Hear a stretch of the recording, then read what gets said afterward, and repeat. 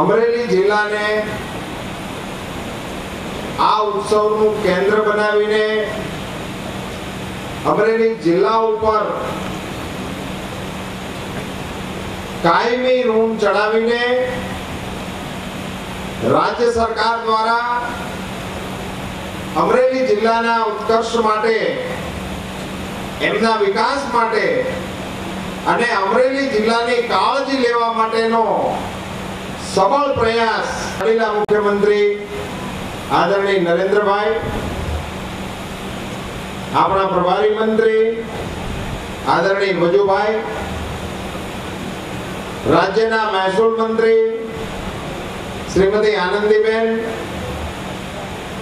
આપણા કૃષિ મંત્રી આદરણીય દિલીપભાઈ, આદરણીય નરોત્તમભાઈ, આદરણીય ફકીરભાઈ, આદરણીય રમણભાઈ, બેન શ્રી માયાબેન, કિરીટસિંહજી, મંચ પર બિરાજમાન સૌ માનનીય ધારાસભ્યશ્રીઓ, જિલ્લા પંચાયતના પ્રમુખશ્રી, અધિકારીશ્રીઓ, જિલ્લાના મોભીઓ, વિશાળ સંખ્યામાં ઉપસ્થિત માતાઓ, બહેનો, ખેડૂતો, યુવાન દોસ્તો, પત્રકાર મિત્રો,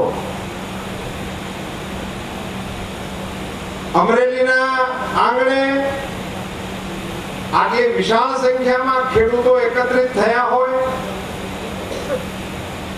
રાજ્યના મુખ્યમંત્રી શ્રી તરીકે નરેન્દ્રભાઈ એમાં હાજર હોય, ગુજરાતના રાજકીય ઇતિહાસમાં સૌથી વધારે સમય સુધી સ્થિર સરકાર આપવાનો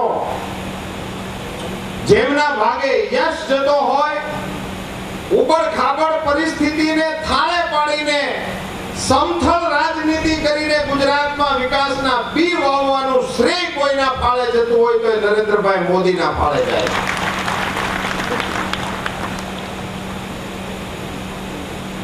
અમે 95 માં સરકારમાં આવ્યા, પણ પાછું એમનામ અને અમરેલીની આરોગ્ય સેવાઓમાં ટ્રોમા સેન્ટર સુધીની સુવિધાઓ ઉપલબ્ધ કરાવવાનું, બટન દબાવવાનું કામ કોઈ સમારંભની અંદર એક જ સ્થળે એક જ સમયે કોઈ મુખ્યમંત્રી કરતા હોય, આવા વિરલ દ્રશ્યો ગુજરાતમાં સર્જાય છે. ગુજરાતના ખુશનસીબ છે.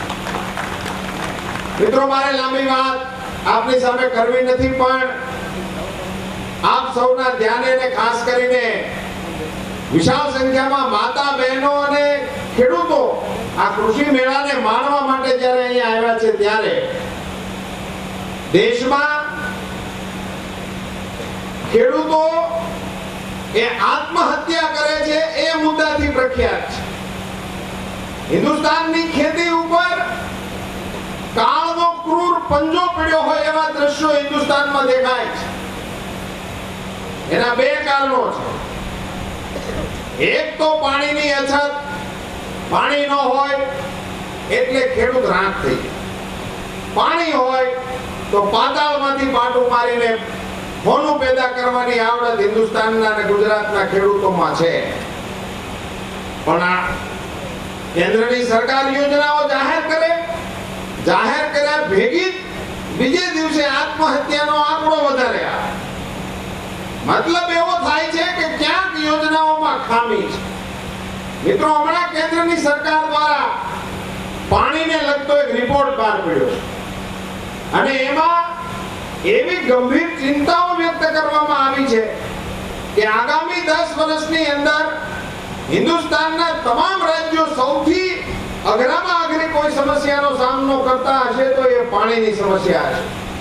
મહાનદીઓના પ્રવાહ ઘટી જશે, ભૂગર્ભમાં પાણી અદૃશ્ય થઈ જશે, સપાટી ઉપરનું પાણી તો જોવા નહીં મળે. આ પ્રકારનો અહેવાલ એમનો છે અને એમાં તમામ રાજ્યોના ભૂતળના પાણી, સપાટી ઉપરના પાણી, એની વિગતો આપેલી છે.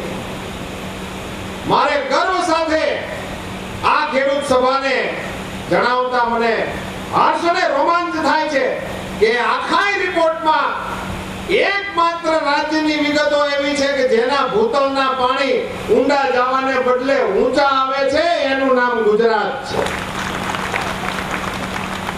આ આખા રિપોર્ટમાં કેન્દ્ર સરકારનો આ રિપોર્ટ છે. એમાં એક રાજ્યની અંદર માત્ર આખા દેશના તમામ રાજ્યો પૈકી એક રાજ્યનો અહેવાલ એવો લખ્યો છે કે એમાં ભૂતળના પાણી ઊંચા આવે છે. એનું કારણ રાજ્યની સરકારે, નરેન્દ્રભાઈએ ખાસ કરીને જે પ્રકારે પાણીને રોકવા માટેનું આખું અભિયાન આપણા રાજ્યમાં ચલાવ્યું, જેકડેમો બંધાણા, લોક શક્તિ જોડાણી, લોકોને વિશ્વાસ બેઠો. મને યાદ છે ત્યાં સુધી મેં ચૂંટણી વખતે આંકડો પૂછ્યો હતો નીતિનભાઈ કે કેટલો લોકોએ કેટલા પૈસા આમાં રોક્યા છે. ત્યારે મને જે 68 આંકડો મળ્યો તો એ 500 કરોડ કરતા વધારે રકમનો આંકડો હતો. 500 કરોડ રૂપિયા લોકોએ રોક્યા. અને એને 80-20 કે 60-40 ના બીબામાં તમે ફીટ કરો તો એટલા કેટલા રૂપિયા સરકારના એની અંદર રોકાણા હશે. એને કારણે જે ટીપે ટીપું પાણી આપણે રોકવાનો પ્રયાસ આપણા રાજ્યમાં થયો. નરેન્દ્રભાઈ, હું આપને અમરેલીના ખેડૂત તરીકે જણાવું કે 20 વર્ષ પહેલાથી 20 વર્ષ જેટલો સમયગાળો મને યાદ છે કે અહીંયા અમારા જિલ્લામાં કુવા ગળાવાનું બંધ હતું. 20 વર્ષથી આ બધા એમાં સામે બેઠા છે, બધા સાક્ષી છે. 20 વર્ષથી કુવો કે ગળાતો જ નહોતો, કારણ કે 200 ફૂટ સુધીની રીંગ તો ધૂળ ઉડાડતી હતી, એમાં પાણી ભેજે નહોતું આવતું. કોરે કોરો થતો હતો 200 ફૂટનો દાર. હમણાં છેલ્લા 3 વર્ષથી અમરેલીની આજુબાજુમાં કુવા ગાળવાવાળા મજૂર મળતા નથી, એટલા કુવા ગળાય છે. આ બધા ફેરફારો થયા. એનું કારણ સરકારે લીધેલા પગલાઓ, સરકારે લીધેલા નિર્ણયો. મિત્રો, મને યાદ છે હું કૃષિ મંત્રી હતો, નરેન્દ્રભાઈ મુખ્યમંત્રી હતા, અને કેન્દ્ર સરકારનો હુકમ આવ્યો કે બીટી કોટનને ગોતીને હળગાવી દો. 15 લાખ ઘાસડીનું વિક્રમી ઉત્પાદન ગુજરાતના કપાસના ખેડૂતોએ કર્યું છે. જે 15-20 લાખ ઘાસડીથી આગળ વધતું નહોતું, એ 1 કરોડ ને 15-20 લાખ ઘાસડીએ પહોંચી ગયું. ખેડૂતોને અમે વિપક્ષમાં હતા તે કહેતા કે આ લઠ્ઠા પીને મરી જાય એને વળતર મળે છે, બીજી ત્રીજી રીતે લોકોને વળતર મળે છે. અને અત્યારે આ દેશ અનાજની તંગી એનો સામનો કરી રહ્યો છે. ઓસ્ટ્રેલિયાથી ઘઉં મંગાવવા પડે, મંગાવવાની જરૂર છે કે નહીં તો રામ જાણે, પણ મંગાવે છે. આપણા નામે મંગાવતા હોય, ગામના નામે મંગાવતા હોય, એના નામે મંગાવતા હોય તો રામ જાણે, પણ મંગાવે છે. આ સ્થિતિમાં દેશની ખાદ્યાન્નની પરિસ્થિતિને પહોંચી વળે એવા અને દેશ માટે અનાજનું ઉત્પાદન કરવા માટે કમર કસેલા ખેડૂતોની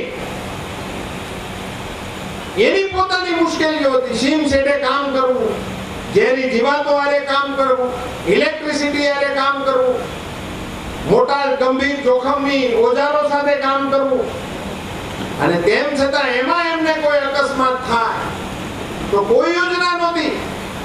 ભારતીય જનતા પાર્ટીની સરકારે ખેડૂત અકસ્માતે મૃત્યુ પામે તો વળતર આપવાની યોજના કરી. આજે પણ હિન્દુસ્તાનના કોઈ પ્રાંતમાં આ યોજના નથી.